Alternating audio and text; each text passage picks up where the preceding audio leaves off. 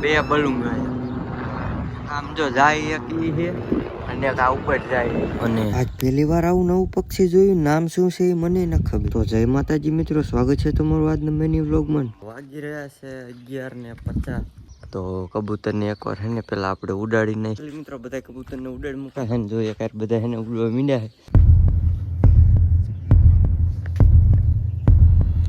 મિત્રો હું અત્યારે હે ને ગામમાંથી જઈને આવ્યો હોઉં અને જુનાગીરે આ એક છે ને વસ્તુ હું એક લાવ્યો હોઉં. એ કે કબૂતર હે, કબૂતર આ નથી. શું હે મને ખબર નહીં.